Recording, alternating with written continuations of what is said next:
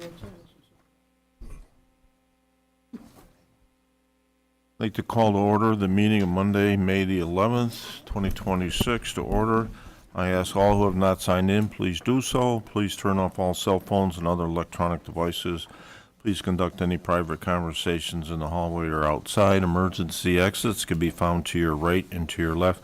This meeting is also live streamed via YouTube with text commenting available.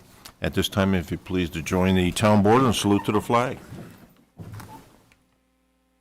Pledge allegiance to the flag of the United States of America and to the republic for which it stands, one nation, under God, indivisible, with liberty and justice for all.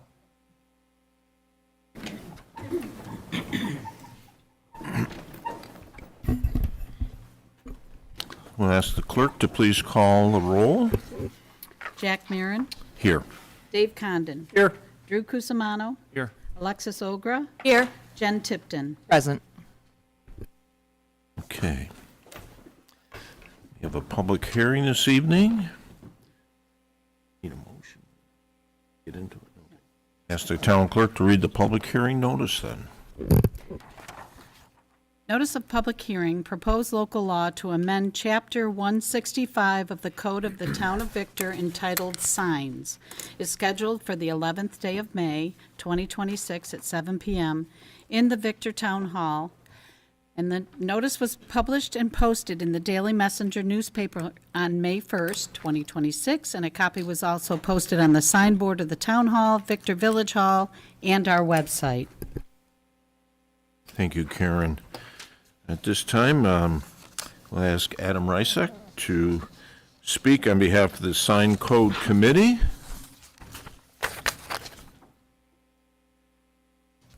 Good evening. Thank you for having me. I'm Adam Rysek, CEO, Town of Victor.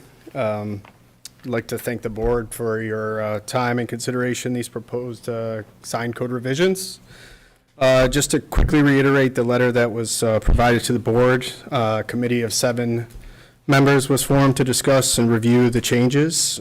Committee members consisted of Mike Reinhardt, the chairman of the Zoning Board of Appeals, Joe Limbeck, a representative from the Town Planning Board, Councilwoman Tipton from the Town Board, the head of the Planning and Building Department, Keith Maynard, the Director of Economic Development, Kathy Rayburn, Wes Petty with Bella Associates representing the Town Engineer, and myself representing the Code Enforcement Office.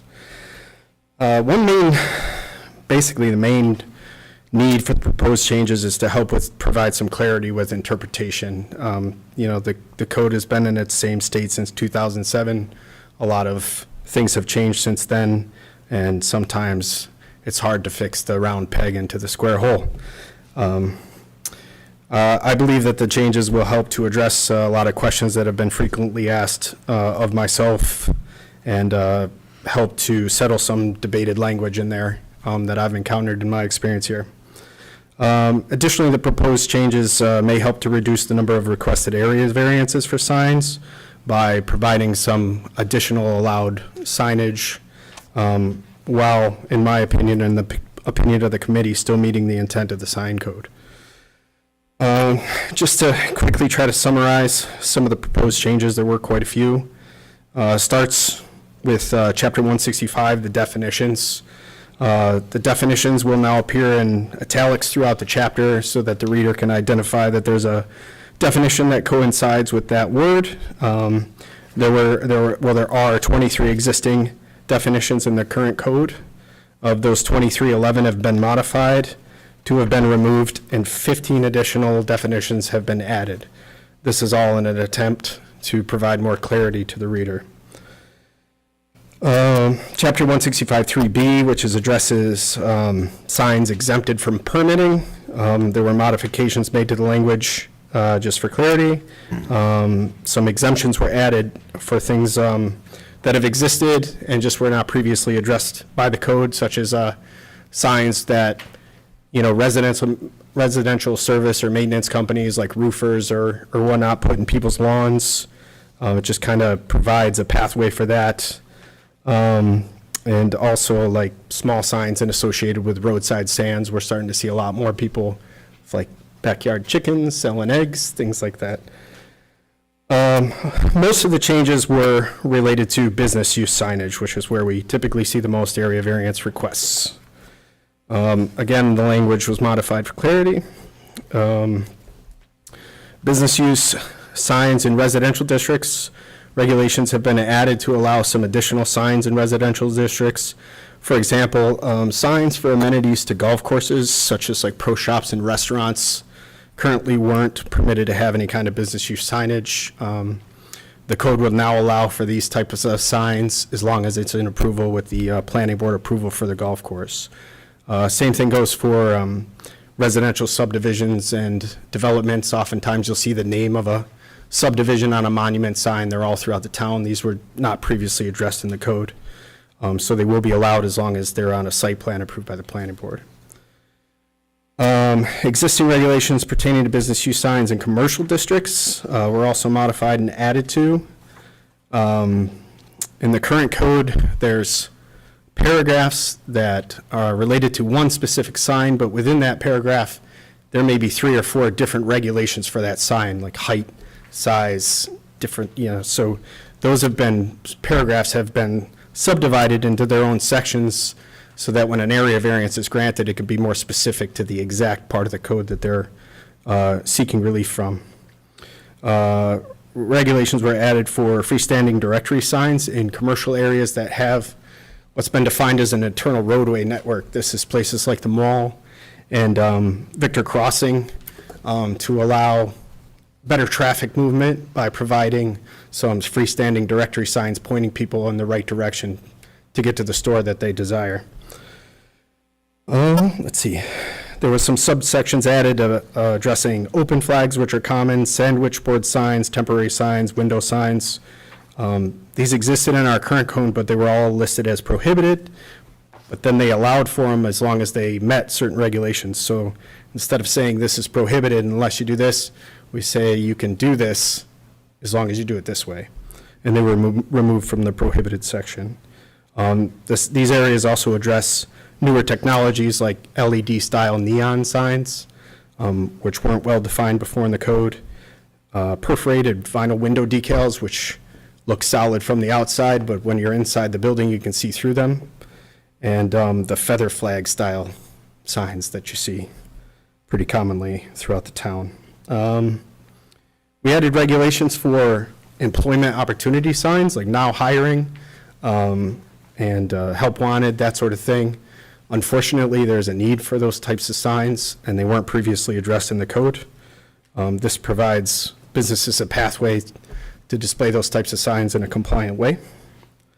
A subsection is also proposed to provide connection. There's additional signs that are permitted in the new commercial center zoning district, and basically this section just ties those district regulations to the sign code. Last couple of things here, just prohibited signs, the language was modified for clarity again, and the previous signs I mentioned were removed, and non-conforming signs. So pre-existing signs that have existed before the first sign code, and then this rendition of the sign code, we've added some language and criteria for when those signs may need to come into conformity, and it's basically tied to the replacement of them. So with that, it's the best I could summarize it. It's a big chapter of the code. If anybody has any questions, if they've had a chance to review, I'd be happy to answer them. Well, first of all, I just want to thank you for your efforts and the entire committee for their time. 3 meetings, we appreciate it.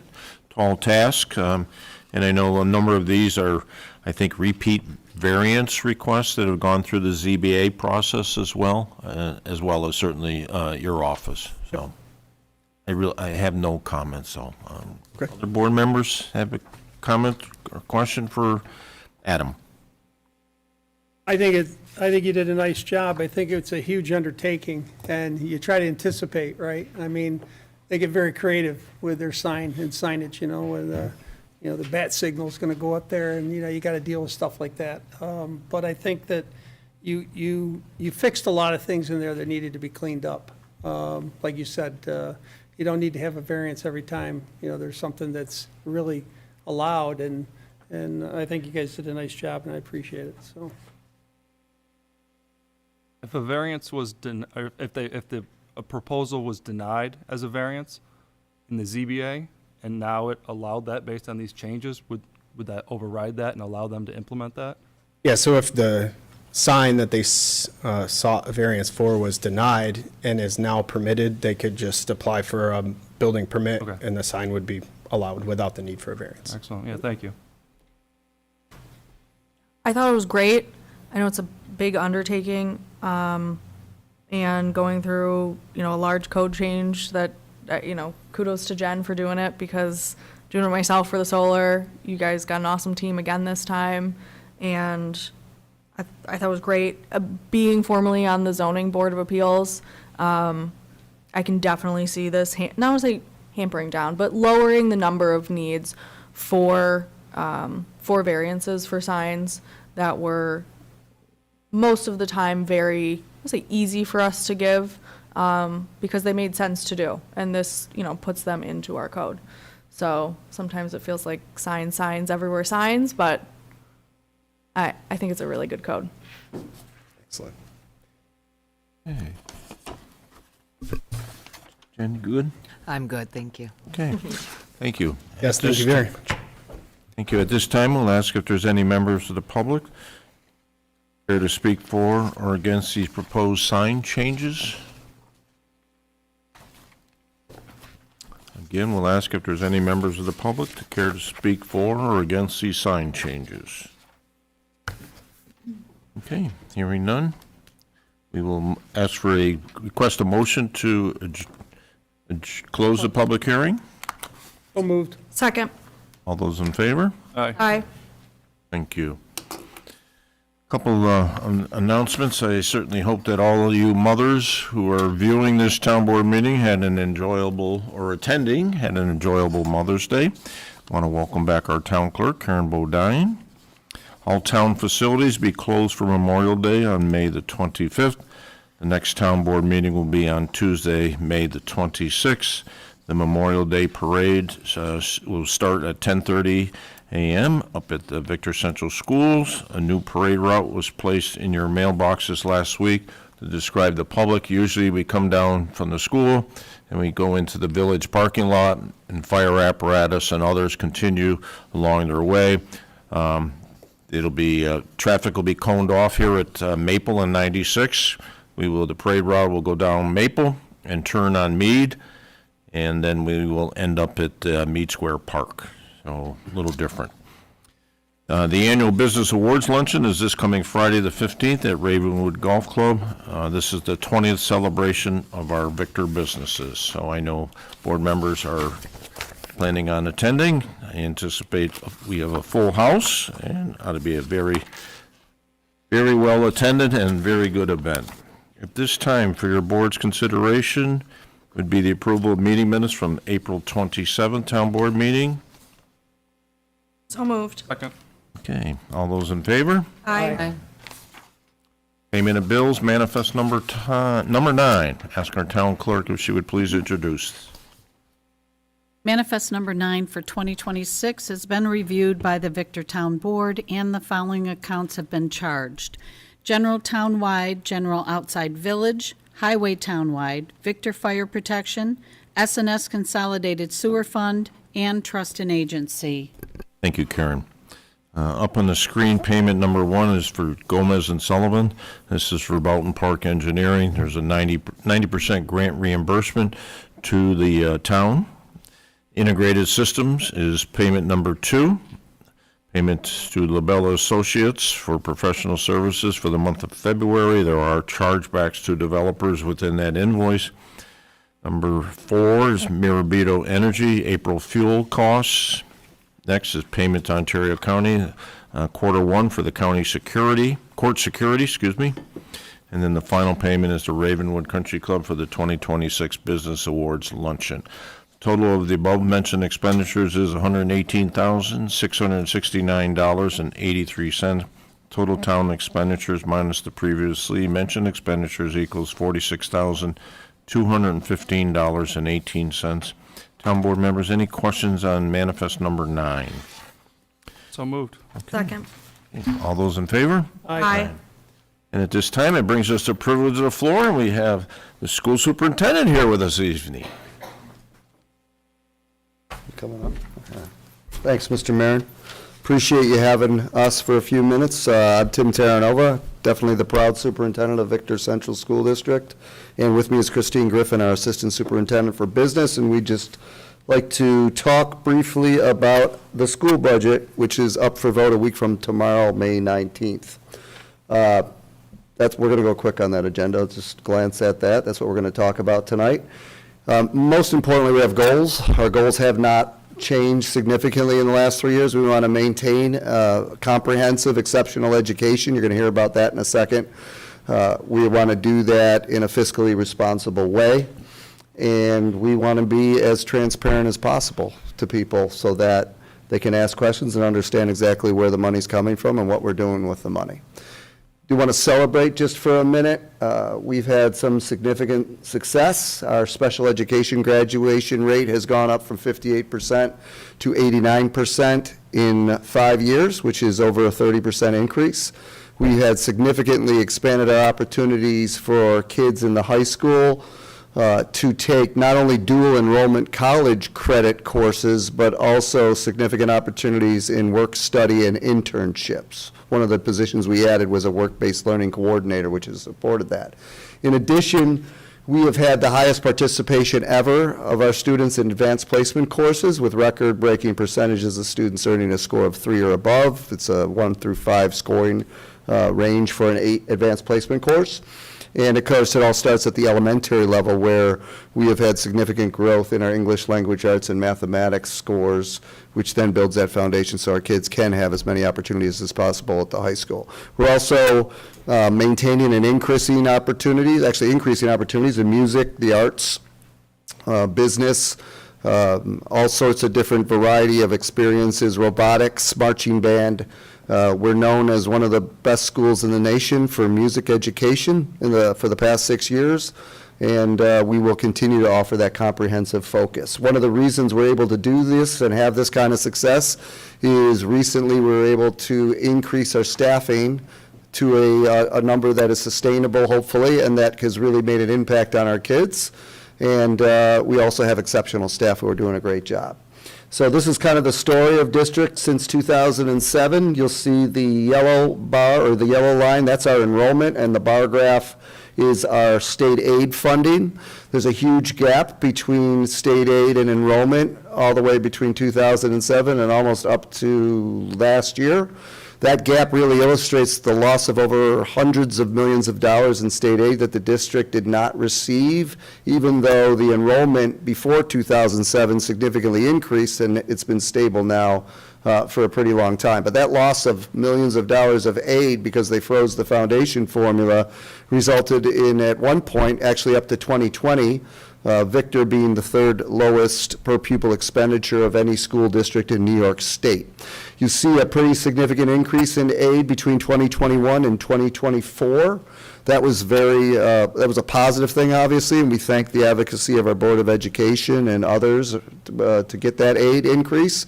That allowed us to increase staffing in a variety of areas that also supported the results that I just showed. I mean, this is one of the reasons we were able to increase our special ed graduation rate by over 30 points to get it into the 80s. That aid has stabilized the last couple years as our enrollment has also stabilized. And now our job, instead of increasing staff, is to really optimize them and sustain them over the next several years. So for next year, excuse me, we're realigning the staffing a bit. I'll talk about that in a second, while preserving the integrity of our class sizes and our programming. That's really important.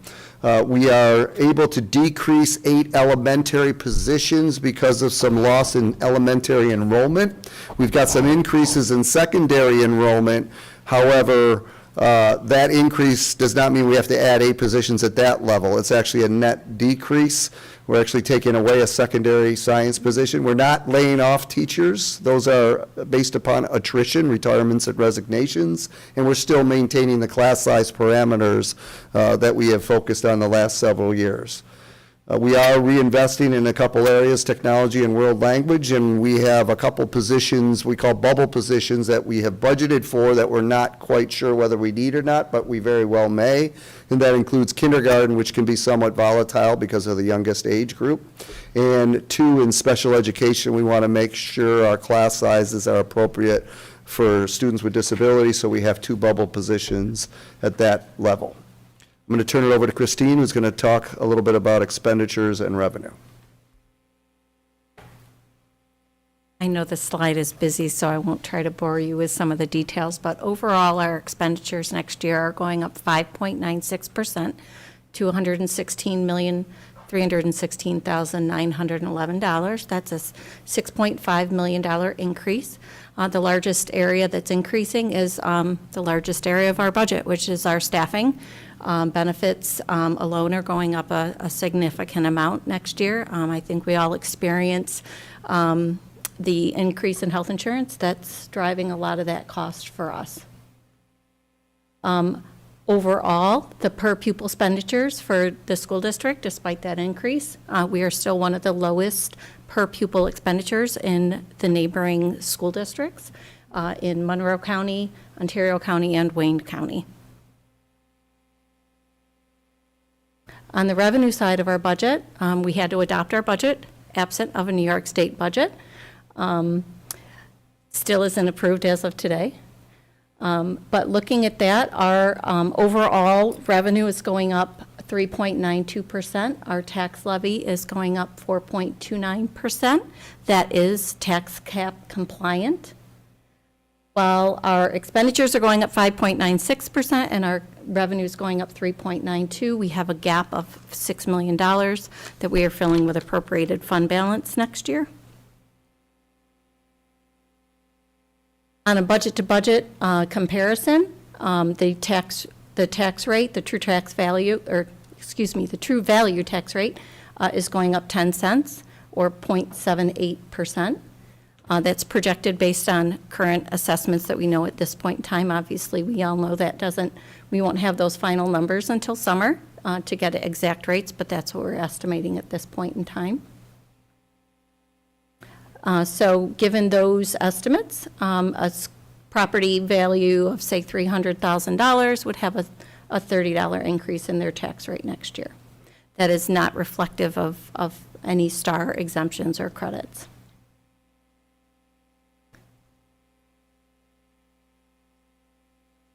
So just like the per pupil expenditure, our tax rate comparison to other districts on Ontario County as well as Wayne and Monroe counties, it's still less of a tax rate increase, less of a tax rate actually than the average school districts in those 3 counties, and that's something that we really also want to focus on. This is the history of our tax rate in Victor since 2000. You'll see it maxed out at a little over $20 per 1,000 value in your house back in the early 2000s. It is now significantly lower. That does not mean people's taxes went down that entire time. Obviously, if your home assessment values increased, especially significantly recently, many times your taxes go up, but it's still, the rate is going down. So if you compare apples to apples in terms of the same valued home, Victor's sitting in a good place in terms of the rate and the amount you pay for per 1,000 of your value of your house.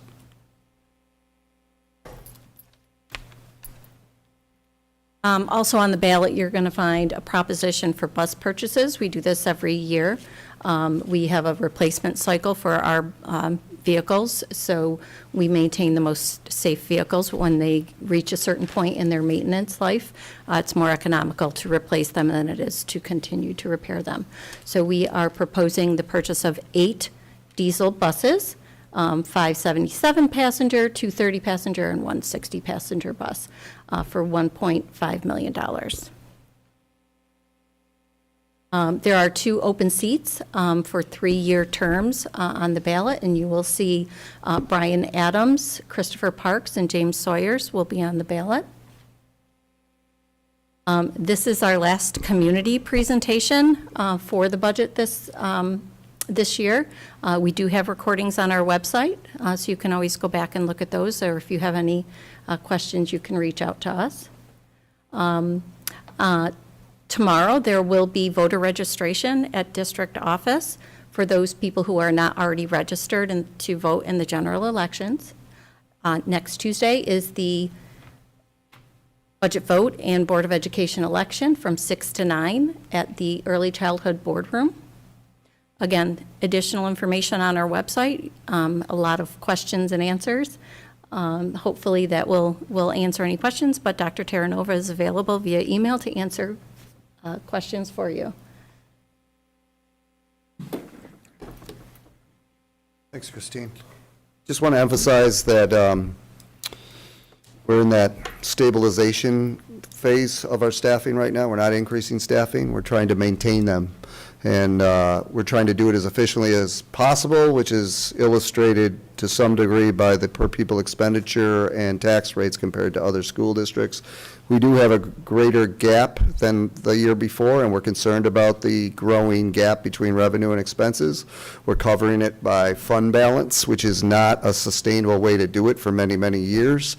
But I applaud the Board of Education. We've set up community partner groups, 5 separate subcommittees to look at unique ways to add revenue to our budget beyond property taxes and aid, as well as to save on expenses. I know Kathy Rayburn is a part of one of the subcommittees.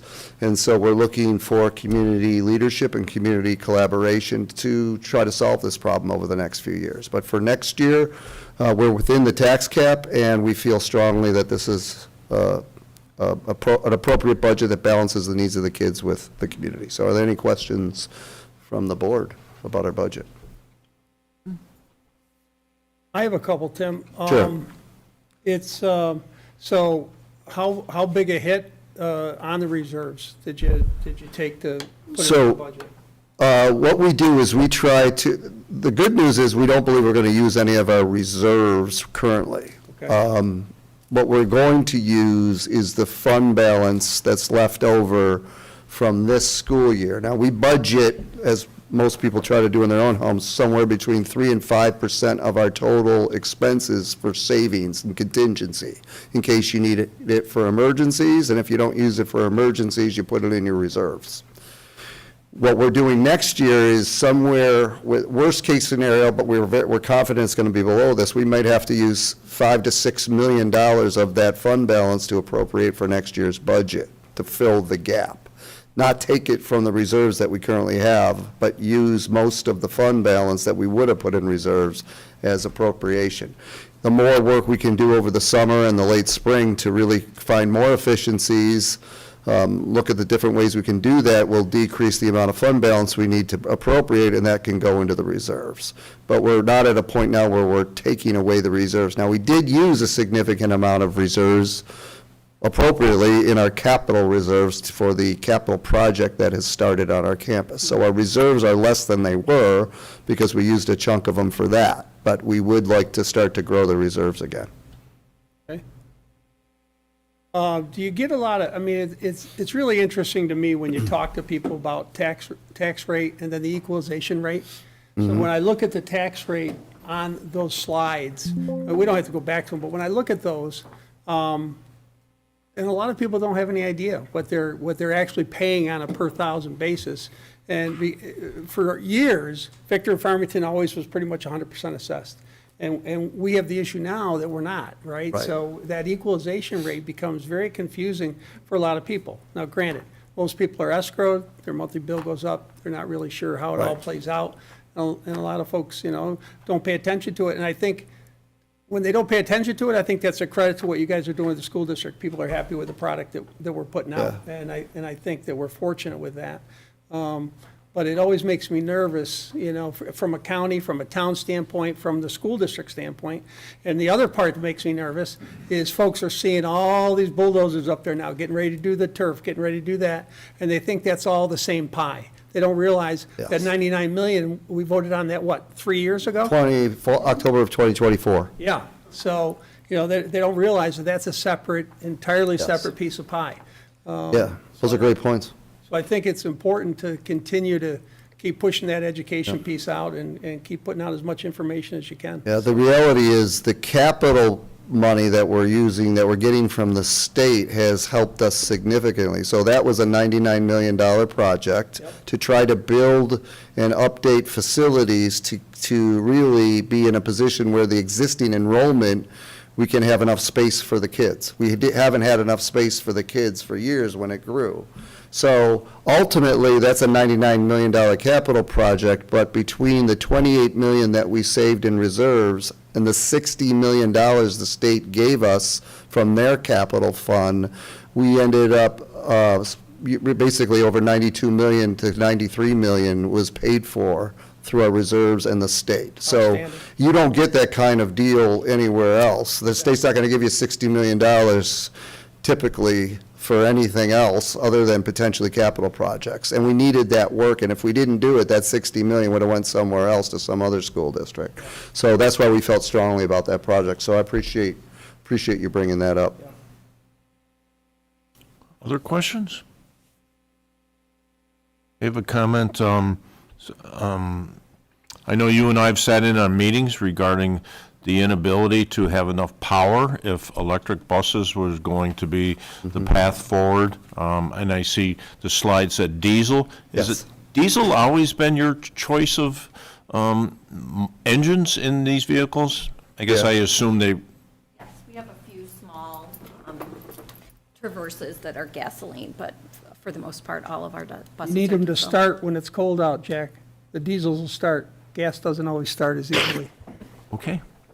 Yeah, we have not moved forward with the electric buses because of the uncertainty right now of their cost, which is significant, their ability to actually work effectively, especially in the cold and hills, and the infrastructure that would cost to build in our bus garage to support them. So we're really being very cautious about that initiative. We're certainly all about the environment. I mean, we teach kids that, but at the same time, we don't want to spend millions of dollars on something that we're not sure is actually going to work at this point. And we'd rather get more guidance and support from the state before we do that. That's why we're not purchasing those right now. I know you enjoy hearing compliments from regarding your students. I know they do a tremendous job in our community, assisting not-for-profits.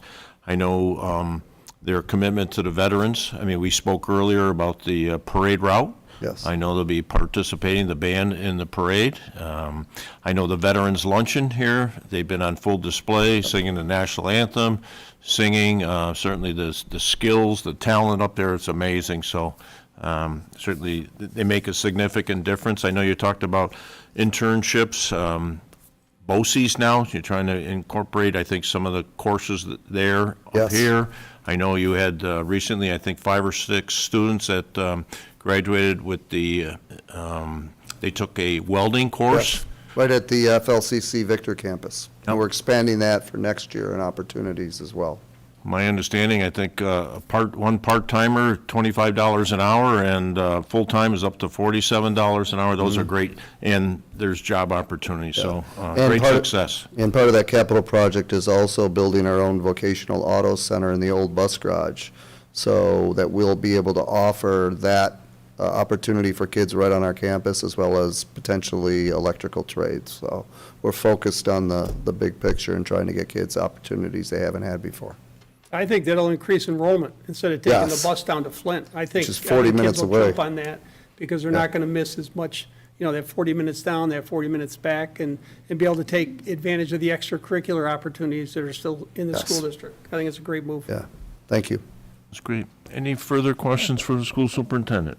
None from me. Christine? Just to piggyback up, Supervisor Marin was saying about the electric school buses. I saw in the pamphlet, actually, that got mailed to everyone's home, about how you were doing the diesel buses, and quite frankly, I thought it was great, and I think there's probably a lot of other residents who appreciate the fact that you're not doing the electric school buses, and see, that the electric school buses are becoming an issue for many other school districts.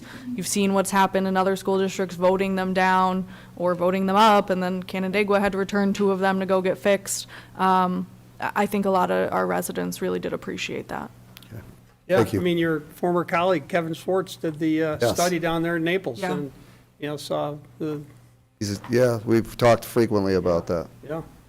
Thank you. Thank you both. Christine, thank you. Thank you so both. much. Thanks for having us. you. Appreciate it. Yep.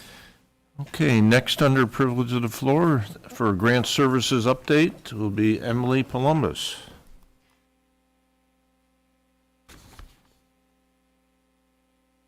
Hi. Good evening.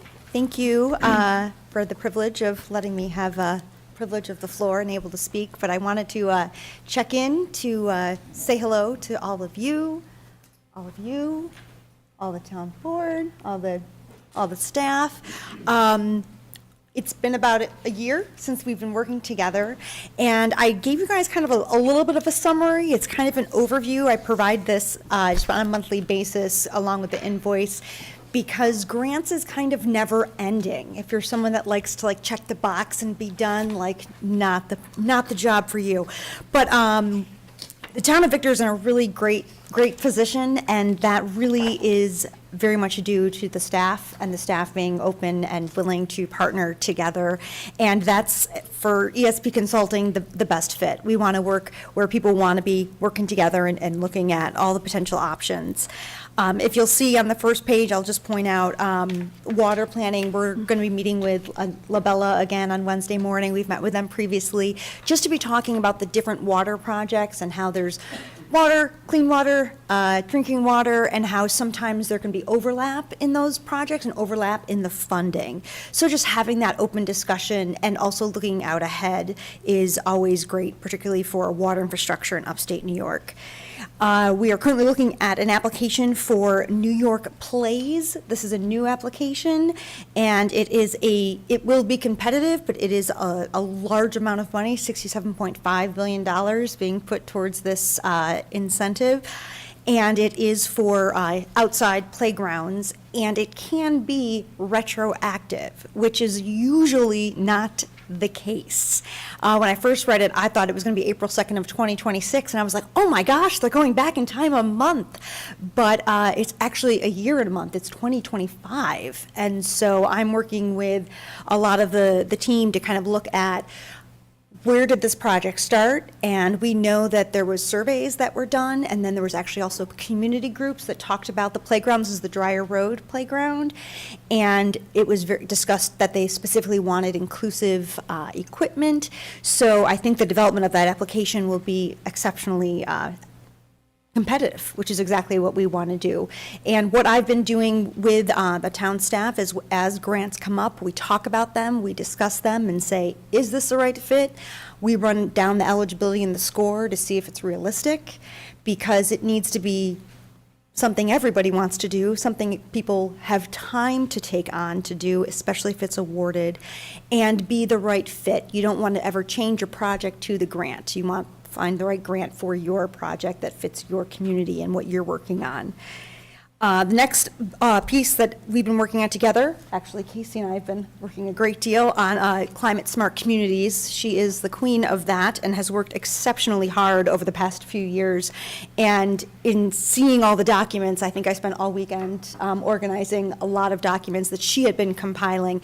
It's exceptionally impressive, the work she has put into identifying the different pieces of greenhouse gas emission reduction that the town has done, as well as education to the community.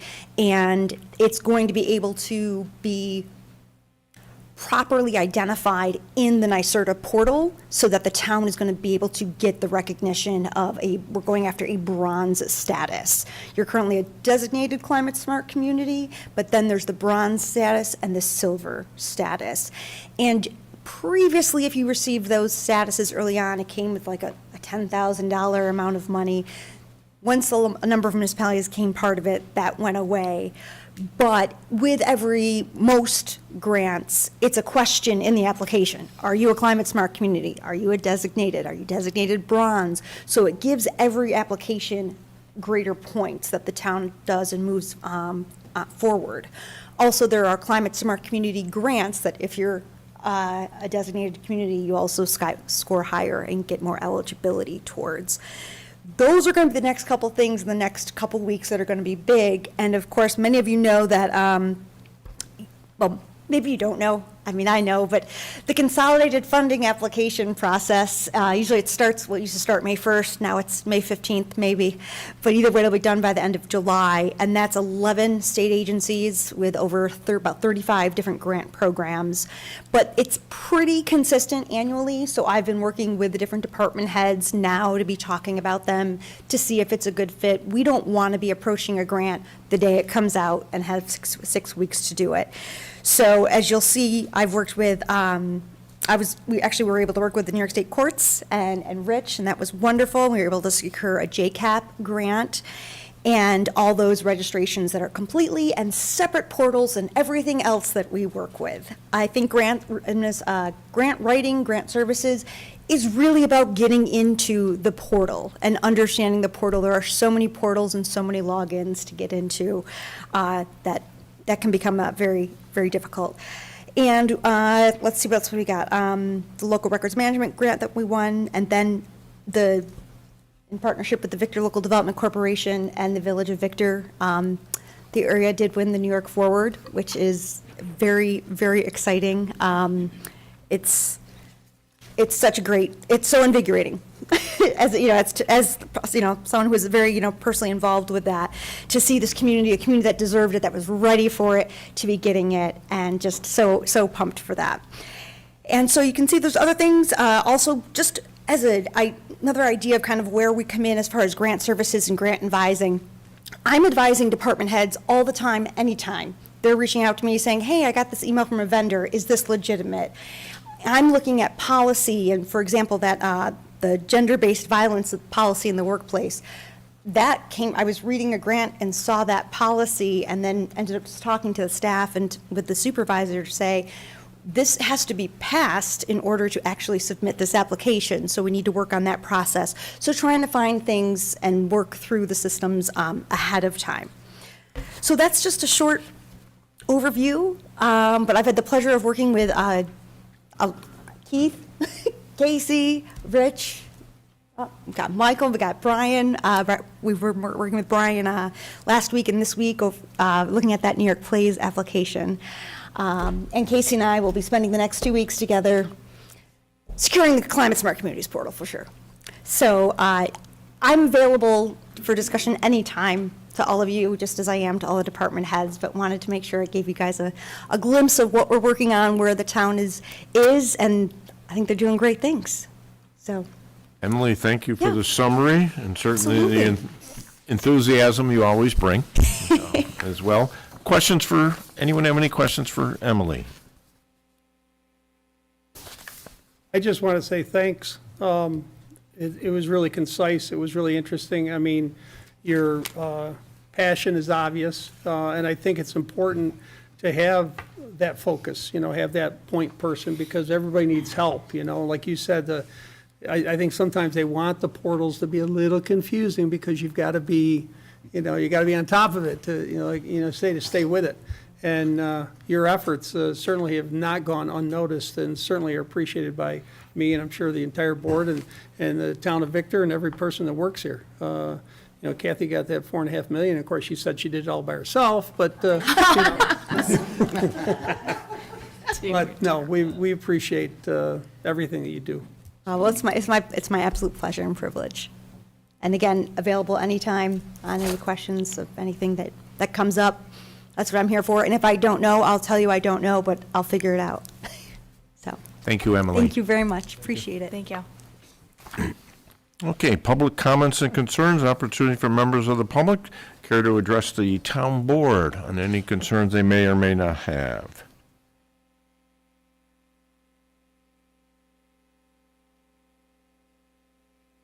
Okay.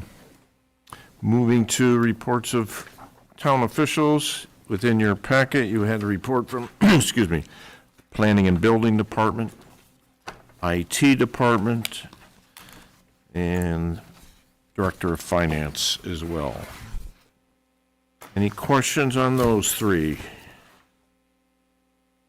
Okay.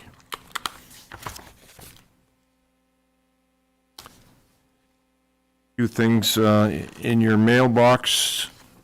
Today, you probably should have found a copy of the New York Forward program that the winners must follow. It's, the village was awarded $4.5 million, but they're just not going to throw that money at them. They have to come up with a plan that meets the criteria of the state of New York.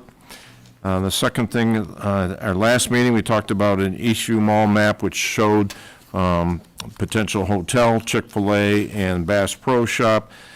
Today, in your mailbox is a copy of the Chick-fil-A Phase 1 and 2, which really shows the process and the progress that'll be made with the entrance access point and exit to the restaurant, as well as the parking and drive-up lanes as well. In addition, you have the Victor Fire District and the Victor Farmington Volunteer Ambulance monthly report in there as well. Brian is not here with us this evening, but speaking to him, I brought it up last meeting. So the question from Brian is regarding the non-residents access to the dog park at Harlan Fisher Park. Brian's looking for some feedback from us. The Citizens Advisory Committee discussed this, and we're supportive as long as there is an increase in fees. There's been no fee identified, no fee increase identified at this time. So just looking for gauging your opinion on whether or not we should venture into allowing non-residents to utilize this park. Did Brian have a recommendation? He was he was willing to expand, but again, have not identified a fee. He's going to discuss that back with the CAC members. And So I know, yeah, so I mentioned it very briefly last time, and I think a lot of this was driven by my recommendation. And there was a couple of questions we had sought Brian's input on, which I know the CAC has not discussed yet. We'll be doing that later in the month when we meet. I know from my perspective, we looked at the number of tags or permits that were issued for it, and my thought would be we do allow expansion. We set a different rate for non-Victor residents, which completely makes sense, similar to how we do other recreation programming. My recommendation would be to phase it in to see how it goes. So I just as a spitball idea was open it to Farmington first. That makes sense to me from the perspective of, the school district, and kids that live in Farmington and Victor can use that facility together if they would like to, and I think that naturally makes sense. And then I would cap it at a certain number. So there might be a waiting list if there was a lot of interest, but I would start with 50 or 100 non-Victor resident permits. And then if there is a lot of interest in it, we would cap it and have a waiting list. And then, maybe there's only 10 or 15 or 20 from Farmington, and it doesn't put a huge demand on the system. And then that would allow us to maybe open it to other Ontario County border towns, which was my additional recommendation for phasing it in. So I think we start with Farmington, we limit it to a certain number of permits, and then we have a waiting list after that. How many permits are up there now? Karen, you have any idea? Well, if you look at the numbers, it looks like a lot. Yeah. But it's not, because a lot of people haven't renewed their fobs. Okay. And we did discuss this at that meeting, and I had the numbers, I don't have them in front of me. I think total issued lifetime, because last year was the first year, was like 170 total. Yes. But renewal-wise, we've only had like 70 or 80 people renew it. So I think from Brian, I know that the questions we had asked related to from a design perspective, design and use, what is the park designed for? What is the daily average visitor count? How many dogs is it designed for to be in there at one time? And I think that could help drive our decision-making a little bit more from a more educated perspective on how we do it. But if we only have 100 resident permits up there, it's a great facility, and I think that it could easily accommodate 200, 250 permits, but I think we just do it a little bit more controlled so we don't all of a sudden have permits issued to 4 other towns and, we have issues. I like the idea of starting with Farmington. I think that's smart, and like you say, slow go. See how, open it up, have a fee, just like we do with rec. How higher fee for the non-residents and see if it balloons up, but And if I remember correctly, and Karen probably knows better, I think it's $30 a year for Victor residents. My recommendation was to at least 50 or 60 bucks, double it. Because, that's paid for, and that was funded through the Park Reserve, which comes from development in our own community. So people build a house, they're paying into that, because that expense is being passed along. So it was built by Victor residents and their dollar, so I think that doubling that will help bring in some revenue that will be used to target continued maintenance and upkeep of that park. I'd be in support of that.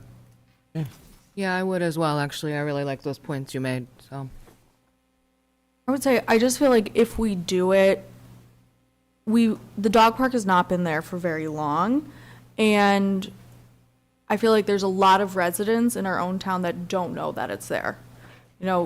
Yes, we had a ribbon cutting, yes, it's in our online newsletter, but, I presume it went out through Parks and Rec email list, but other than that, it really doesn't have, most people don't know about it, and I feel like we're maybe kind of jumping the gun a little bit on the timeline to just try and expand, especially because we did put that large focus on, this was only money from the Parks Trust Fund, which is directly Victor residents. We weren't using sales tax money for it, which could be, you can make the argument that it's coming from people all over our county, all over our state, et cetera. But it was just from people who, chose to build their home here in Victor. And I don't think we really given it the due time to allow Victor residents to use it. I would also want to see if we do have some sort of plan for the dogs. They all have to be licensed through, our town clerk's office. What does that look like if we allow other municipalities in? How are we verifying that they're licensed in their own town? I just think there's a lot that still can be done, I think, with the dog park for our town residents, and making sure, one, they're aware of it. Is there a reason that many people, we've dropped off on renewals of the passes? Do we reach out to those people and say, why did you not renew? Anything like that. I just think that it might be a little premature right now to just jump to, we don't have enough Victor residents, or yes, we're getting interest from outside Victor. But I think it also kind of goes to the same argument that we've had with the recreation center about, doing something with Farmington in the future. We've really put like an axe on that, saying if, residents of Farmington want that, they should go to their own town board and ask for, a more developed recreation program, a Parks and Recreation Center, more, park facilities, et cetera. If residents in Farmington want that, they should be reaching out to their town first. Currently, I just wanted to add, we do not send out renewal letters for the fobs. Yep. So what we did is we took a whole list of people that hadn't renewed, sent them a letter, and I bet you we got maybe 4 people that responded. So it was interesting because we were wondering why people hadn't renewed, but they still, once we sent the letter, they did not. And the fob just deactivates, right? Yes. So, do we Yes. get the fob back? No, they keep them, yeah. Because they can reactivate that. Sure. I mean, if they come in Sure. and pay, so. And that was one of the questions that we had passed along from the CAC to Brian, was to try to poll some of those people that have not renewed to understand why they're not continuing that membership with that dog park. Maybe it could be a combination of what Alexis is suggesting. maybe somehow word it that we're going to, we need to keep getting the word out for our own residents. Maybe we, put a limit on it of 50. I don't know if we would get like you say, we got Victor residents that don't even know where it is. It'd be interesting to see how many non-residents are interested in it. And maybe we say something in the language that if it ticks up and we get to capacity with our own residents, then those non-residents might not be able to renew or something like that. Have something in there that just because they get in, they're in for life or whatever. I don't know. I would agree with that. I think that we just set whatever document we create for this, it allows us to rescind that after they paid for their 1 year, they get that, but if we end up getting a surge of Victor residents, that we have the right to refuse renewal for non-town residents.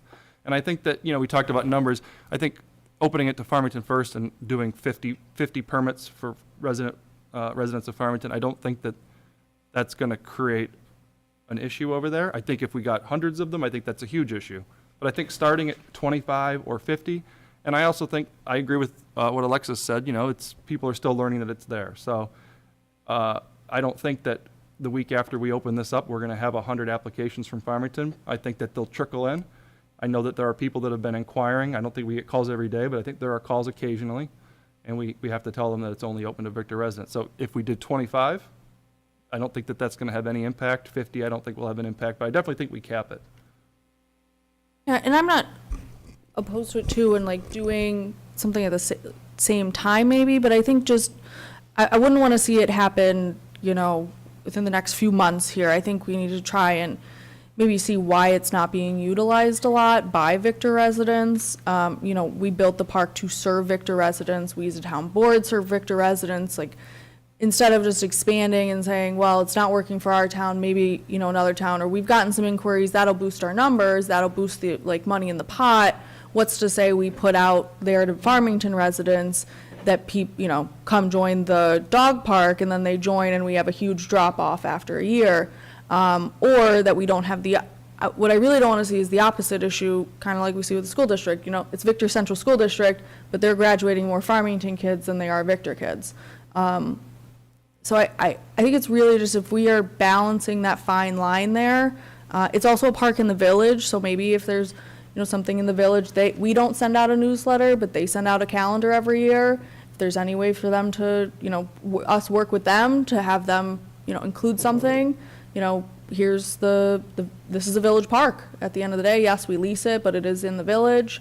I think just if we could really, I don't want to say go back to the drawing board, but maybe see how we can better serve our residents first, maybe increase participation, or see, why maybe they didn't come back, anything like that, before we just open it up to other residents, or to other neighboring town residents. I would really just like to see that. And I know what you mean about saying we could open it up for just a year and then all of a sudden, I just don't see us in the future kicking out a bunch of people, saying, oh, we're going to open it up, and then we decide, oh, actually, we're just going to have it for a year. I don't see us doing that as a group. I could be wrong, I don't but see that either, but I don't think, do we think 25 permits to outside residents? I don't think that's I going to have just think that, and not that I'm opposed to it, I just think before we open it up to other residents, we should look at, if the issue we're trying to solve is we don't feel that enough people from Victor are using it. I don't think that's the issue. I think it's offering that service to people, other people. that habitate in our community naturally because of the symbiotic relationship between Farmington, Victor, and the school district. I think, I'm just a little concerned that it ends up then becoming like the school district. We've opened it up, they like our services, they come here and use our services that, yes, even if we put it at $60, it's not covering the maintenance for that individual, share of the dog park. So in Brian's April report, he identified there are currently 130 active pass holders with 170 pass holders that have not renewed yet from 2025. So to your point, I wouldn't mind knowing why are they not coming back? Is it the cost? The weather hasn't been ideal. I don't know if that's a part of it. I wouldn't mind seeing more efforts to get the word out. I don't know what efforts have been made to date, but I think certainly that's a future CAC conversation as well. Drew, if you'd be so kind to pass. This has been some good dialogue here. I would agree that I don't think the 25 would hurt if that was the cap. I think that would be, my support would be to go with that, but just cap it at the 25. And I would like a better understanding of why people are not coming back as well. To Karen's point, they sent out letters, and we only had a handful of people, so. Maybe they found out their dogs don't play nice. That could, honestly, that could be as simple as that. Right. But I think it would just be very interesting for us to know, so that even if we are moving forward with, if we increase more from other towns, or we have a lot of people from another town drop off, like, if what we've done is not working to the best of our ability, what should we do to make it better? So I think part of this, if Brian was here, certainly would enhance this dialogue here with his input to date, what's taken place, newsletters, articles, village, town. So we don't have that, we're missing that piece. And certainly, so Drew, if we could get that from Brian, but the Citizens Advisory Committee, I think their input would be important, and then maybe a follow-up at a meeting next month or at our next town board meeting. Sounds good. When do CAC meet? It'll be immediately before the next town board meeting. Okay, thank It you. would be interesting, and I'm sure it's easy to find out, it'd be interesting to see how much Farmington revenue comes into our summer rec program. That would be interesting, and that would be easy to see, Yeah. to find out, to see. I mean, people take advantage of it. And we have Victor residents that go to Farmington for rec, that they like that, open, it rains, we have no rec, everybody has their own thing that they like. But we've always had Farmington residents since we had Victor Rec back in the 60s. It was Farmington residents could participate in our swim program, came up, got on the bus, went to Kershaw, they kicked us off the pier, see if we could swim or not. That's the way it started. Mike, is that a number that sometime in the future you could get for the board? What the makeup of Yes, Farmington yes. residents coming? It's not, it's not as significant as the Victor residents, obviously, and we do charge them considerably more. I think we're probably 20% an add-on. But the bump on registration day, which was last week, Monday, there was a bump. So I can get you and send something over as well. I can check and get the numbers for you. Question for you. We talked specifically Farmington, but where the recreation facility is, do you get Mendon people right over the border? We had one today complaining about the $10 fee for a program. Literally today, calligraphy class, and she only brought 45, and it's 55 because of the $10 add-on for farming. And I explained the reason why, that the department's funded by Victor taxpayers and so on and so forth. And she was fine with it afterwards, but she couldn't, it was like a 15-minute conversation. So that was a relevant conversation, so. You're one for one, huh? So I'm curious, in regards to the dog park, have we, as a town, received any complaints, comments, good or bad, regarding how it's designed, how you get in, how you get out? Any issues with that? Anybody seen anything on the socials? Because in the last 4 or 5 years, in my conversations with the community, my canvassing, door knocking, all that, the number one thing that residents wanted was a dog park. Yeah. So I'm very curious as to why the usage is so low. And that's a great point. And actually, this year now, the paving, I think all the work, the village has put in work, and the add, I think, was the addition was some signage, some new trees and stuff like that. So if anything, it should be even better than it was in its initial year. But no, to answer your question, I haven't heard. Okay, I haven't either. It seems unusual. Okay. Town board members, care to report on any liaison responsibilities you may have? I had, Leadership Ontario was last Friday. It was doing a tour over at the Tech Farm in Geneva and then in the village of Phelps. The last one will be June 5th with a small graduation ceremony, if anyone would like to come see me graduate, at 12:30 at New York Kitchen. And then actually had a fellow town board member from town of West Bloomfield reach out. They are redoing their solar code and saw some of our materials, and they wanted to kind of pick my brain about what we did, how we did it, and et cetera. And they loved our code. So the word is out there about how great Victor's codes are. That's all I got. Good, thank you. Anyone else? I have Climate Smart Committee tomorrow, and then I begin my stint as the liaison to Planning Board, so hopefully I'll have more to report next meeting. Okay, very good. Hopefully, all of you have had a chance to get to your mailbox before, because there was a resolution number 5 and 6 were in there earlier. But meantime, we'll move to number 1, which is amending a previous resolution regarding the budgeted amount that we were going to fund the capital reserve. So moved. Second. Dave and Alexis. All those in favor signify by saying aye. Aye. Those opposed? Moving to number 2 is amending the 2026 budget to include associated revenue and expense items for the 2026 Fire Protection Fund and acceptance of the funds from the Fishers Fire District. So moved. Second. Okay. All those in favor? Aye. Those opposed? Number 3, this is the authorization for the purchase of paving services from Villager Construction for the 2026 construction season. Second. Second. All those in favor? Aye. Those opposed? Okay.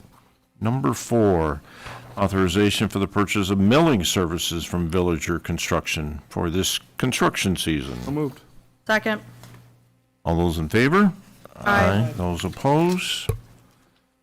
Number 5, this is in the name of the individual is Austin Bond. So moved. Second. Okay. All those in favor? Aye. Those opposed? Okay. And number 6 is for 2 appointments, the acknowledgement of the appointment of Nathan McBride and Lewis Watson to part-time seasonal highway labor positions. So moved. Second. All those in favor? Aye. Aye. Number 7 is a limited permission alcohol beverage permit for our summer concert series. Second. Do we have a second? Yep. Me. Okay, thank you. All those in favor? Aye. Those opposed? Number 7 passes. Number 8, agreement with Vera Forster for community chorus director. So moved. Second. All those in favor? Aye. Those opposed? Number 9, the request for certificate of liability insurance waiver. So moved. Second. All those in favor? Aye. Aye. Okay, moving to public comment period. An opportunity for members of the public to address the town board. Okay.